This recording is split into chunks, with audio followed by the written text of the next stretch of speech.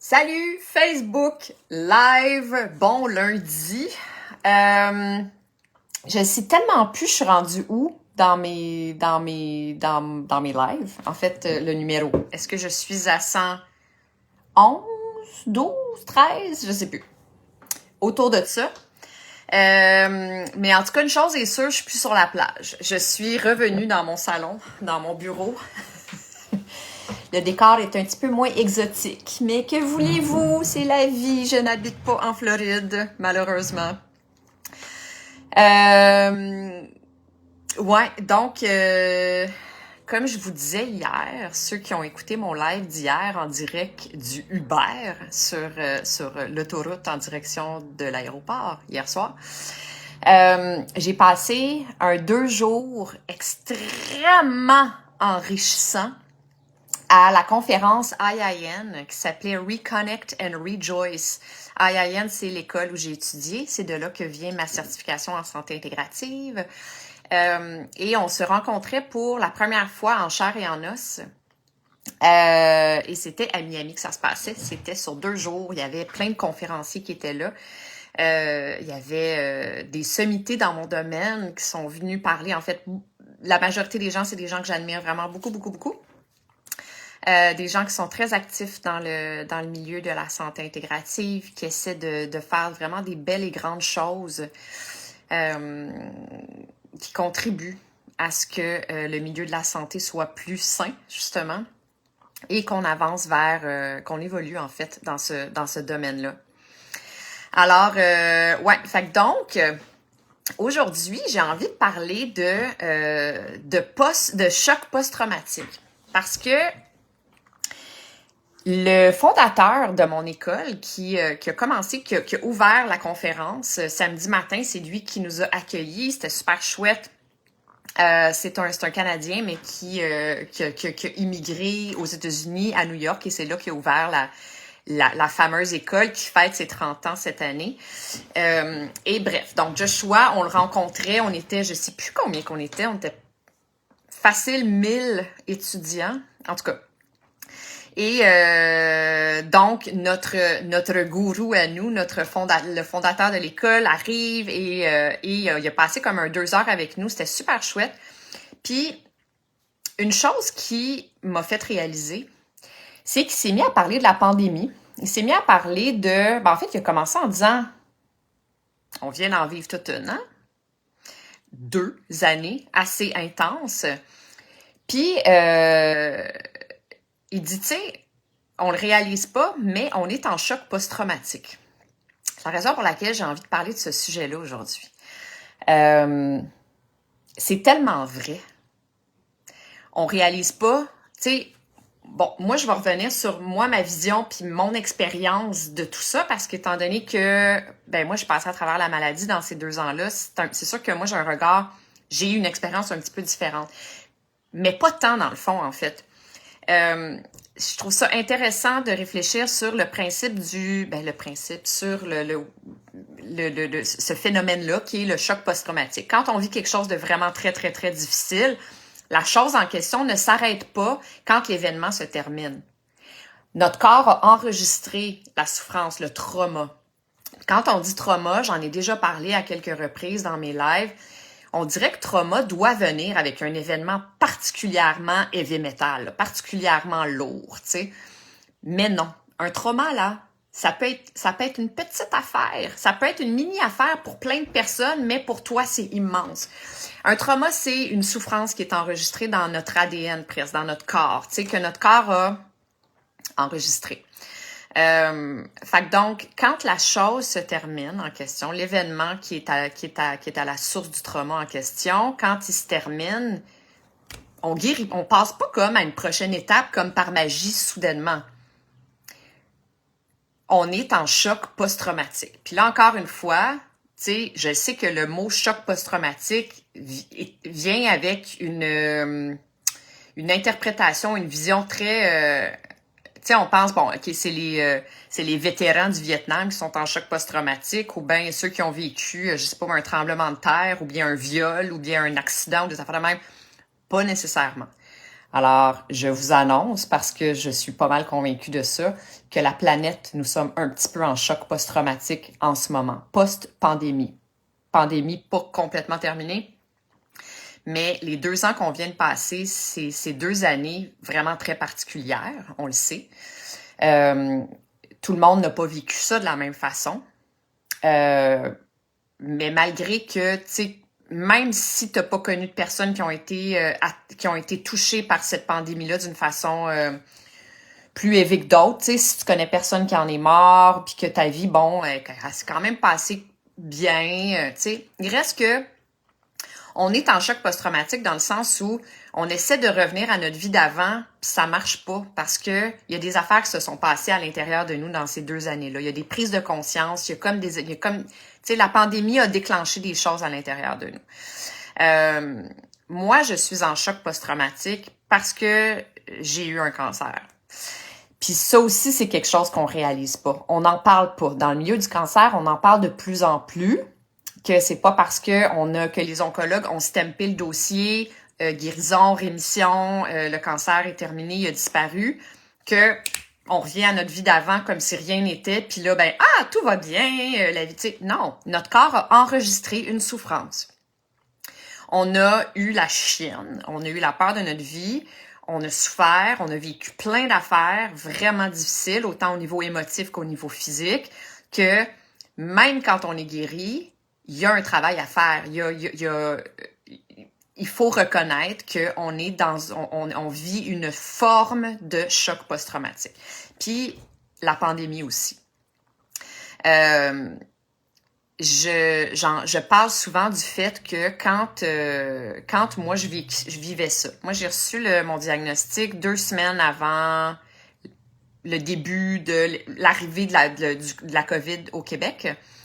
Le 12 février 2020 précisément, j'ai reçu mon diagnostic. Donc moi, la bombe est arrivée à tomber dans mon salon un petit peu plus tôt que le commun des mortels. Mais donc, moi, j'ai vécu ça. Moi, je vivais d'un côté le aïe aïe, ok, maladie mortelle chronique, et boy, ça va être difficile, qu'est-ce qui s'en vient dans ma vie tombe en éclats, qu'est-ce que c'est bon, et j'ai 1 an de guérison, de traitement, de machin, de. Puis, bref, moi, j'étais dans cette réalité-là. Puis, en parallèle de ça, il y a le monde entier qui vivait une pandémie et donc qui se voyait obligé de mettre leur vie sur pause ou de revoir leur vie, finalement. Moi, la maladie, c'est ça qu'elle a fait avec moi. C'est qu'elle m'a forcé à m'arrêter, à prendre un pas de recul face à moi-même, face à ma vie, à m'obliger à tout revoir, à voir ma façon de vivre, à revoir mes choix. Ça a été une immense immersion à l'intérieur de moi, dans ma vie et tout ça, puis une immense prise de conscience, en fait. Puis je regardais la réalité du reste du monde pendant que moi, j'étais en train de vivre ça, puis je me disais, waouh, c'est presque la même chose, en fait. Tu sais, différents combats, mais c'est comme, je le voyais comme l'univers m'a envoyé quelque chose pour me forcer à me réaligner dans ma vie, à revoir mes choix, puis potentiellement en faire des plus sains. Autant, puis ça veut plus, tu sais, ça veut pas juste dire me remettre à bien manger puis mieux dormir. Ça veut vraiment dire, tu sais, me réaligner vraiment dans mon être profond, dans ma vérité, dans ma mission, dans la raison pour laquelle je suis ici, etc. Puis j'ai fait un parallèle direct avec la pandémie pour le reste du monde. Je voyais vraiment ça comme l'univers a envoyé au monde un événement, la pandémie, pour nous forcer à s'arrêter puis à revoir nos choix, notre façon de nous traiter, la façon de traiter les autres, la façon de traiter la planète sur laquelle on vit. Tu sais, ça nous a forcé à sortir de nos automatismes effrénés du quotidien dans la société. Donc, on travaille, on paye nos billes, on s'occupe de nos enfants, on est déconnecté de nous-mêmes, on court à l'extérieur de nous-mêmes, on est tatata.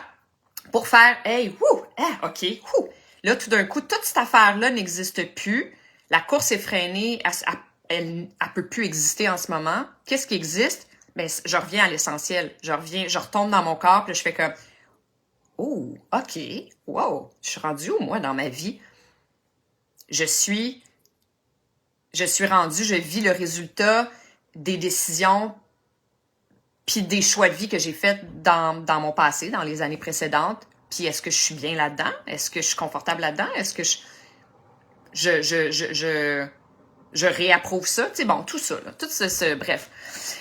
Fait que donc, je brasse la cage, hein, ce soir, avec mon sujet de choc post-traumatique.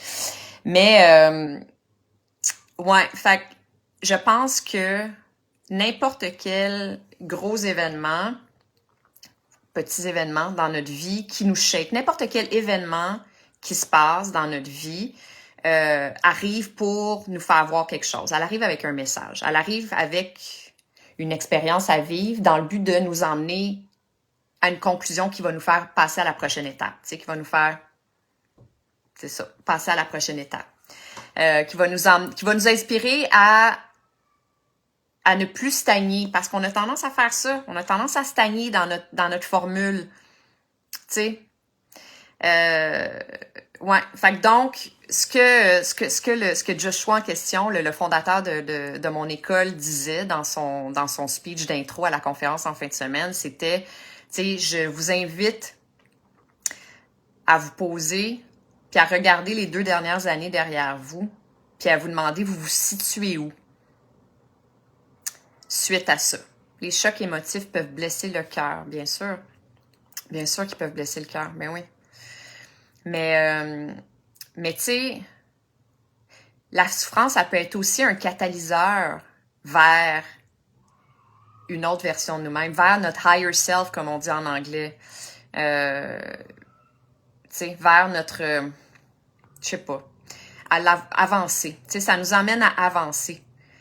Mais je dirais que la majorité des gens ne l'entendent pas comme ça, puis ne s'en servent pas comme ça. Tu sais, la majorité des gens vont être en mode survie ou en mode victime. Tu sais, mais ils vont pas s'en servir comme d'un catalyseur, comme d'un événement qui nous emmène à apprendre, à comprendre, à se connaître plus, à réévaluer notre vie, notre être, notre façon de nous traiter, et donc d'apprendre de ça et de faire des nouveaux choix et d'avancer, puis de, tu sais, je crois profondément, puis tu sais, je pense pas que c'est si spirituel que ça de penser de cette façon-là, que tous les événements qui nous arrivent ont une mission de base. Il n'y a rien qui est gratuit, il n'y a rien qui arrive juste pour nous faire souffrir dans la vie. Je crois pas à ça. Je refuse de croire à ça déjà, mais je ne crois pas à ça. Je crois que la vie est beaucoup trop intelligente. Ma grand-mère a eu son premier infarctus à la mort de son jeune fils. Ouais. Ben, c'est sûr que des chocs émotifs, c'est ça, tu sais. Des chocs émotifs, ça brasse, puis t'as la preuve que le stress et les émotions négatives ont un impact réel sur notre santé physique. Mais on peut s'en servir d'une façon positive, tu sais. Déjà réaliser qu'on a le choix. Donc, on n'est pas une victime. On n'est pas sous l'emprise de la vie et des événements qu'elle nous envoie. Tu sais, on peut se mettre dans le siège du conducteur. On n'est pas obligé d'être dans le siège de la victime qui se fait attaquer par les affaires. Tu sais. C'est sûr qu'il y a un moment où les événements nous fait dégringoler puis nous rentre dedans vraiment particulièrement au début, là, tu sais, là, que ce soit une maladie comme un cancer, peu importe c'est quoi, ou que ce soit la pandémie au début, OK, on est vraiment déstabilisé, on est amorti par le choc de la chose, mais après ça, on peut prendre la décision de se servir de cet événement-là pour passer à la prochaine étape dans notre être, dans notre cœur, dans notre tête, dans notre vie, tu sais. Mais une chose est super importante, le but du live, c'est de vous emmener à réfléchir à vous êtes où post-pandémie, vous vous situez où post-pandémie. Est-ce que il y aurait ça serait peut-être pas l'opportunité de vous donner une petite dose d'amour d'extra en ce moment.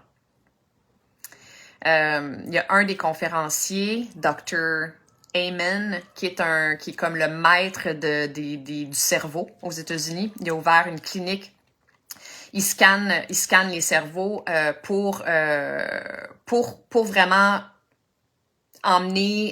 pour trouver des nouvelles façons de guérir la santé mentale, en fait, parce que lui, il dit que vraiment, dans la majorité des cas, la santé mentale vient d'un trouble au niveau du cerveau physique, là, tu sais, que c'est des choix de vie, c'est des émotions, mais c'est aussi des choix de vie, fait une mauvaise nutrition, bon, peu importe, et des chocs post-traumatiques aussi peuvent affecter le cerveau, mais tu sais, des commotions cérébrales, bon, bref. Lui dit, a commencé sa conférence, je pense que je vais y revenir, je vais reparler, je vais faire un live juste par rapport à ça, parce que c'est vraiment intéressant, son approche, sa science, il est vraiment extraordinaire, ce médecin-là. Une des choses qu'il nous a dit, c'est les chiffres qu'on savait, mais tu sais, je vais le répéter, là. Au début de la pandémie, en février 2020, en fait, les taux de dépression étaient à 8%. Là, je parle des chiffres aux États-Unis. C'était à 8%. Puis en août 2020, c'était 28%. T'sais, le 8%, c'était pas juste en février. C'est un chiffre qu'on traînait depuis des années avant. Puis là, soudainement, en août, on monte de 20%. On le sait, là, je vous apprends rien. On le sait que la pandémie, ça a affecté vraiment beaucoup de monde. Mais comme je disais au début, ça disparaît pas quand l'événement disparaît. Vous me direz, c'est pas complètement disparu encore la pandémie. Non, mais vous comprenez ce que je veux dire? On est quand même post-pandémie en ce moment, d'une certaine façon. Il reste que si on n'a pas adressé le trauma qu'on a vécu à travers ces 2 années-là, ben ça se peut qu'il soit encore là. Puis ça se peut qu'il requiert un petit peu de notre attention. Je ne sais plus on en est où aujourd'hui, là, en 2020, dans les chiffres de dépression. Je pense pas qu'on est redescendu à 8%. Je sais que la santé mentale est de plus en plus omniprésente. Elle est vraiment... c'est quelque chose en ce moment dans le monde entier, là, on le sait. Que ça soit pandémie ou pas, il y a plein d'affaires dans le monde. Il n'y a pas juste la pandémie, il y a plein d'affaires qui nous shake l'humain, qui nous shake l'âme. Mais donc, ouais, fait que tu sais, c'est ça. C'est juste un petit live pour vous rappeler de prendre le temps de vous retourner vers vous, de pas retomber dans vos vieilles bottines pré-pandémie aussi, d'être déconnecté de vous, de rentrer dans votre routine effrénée de la vie, puis de toujours penser à vos responsabilités, à ce que vous avez à faire, à demain, à X, Y, Z, mais de prendre le temps, vous allouer un moment pour vous, 100%. Un gros moment égoïste de vous remettre au diapason de votre aide, de votre santé, de comment je vais, comment va mon cœur, comment va ma tête. Tu sais, ouais, qu'est-ce qui se passe dans mon corps en ce moment? Fait que c'est ça, c'est tout. C'était le live du jour. Je vous embrasse tout le monde. À demain. Bye!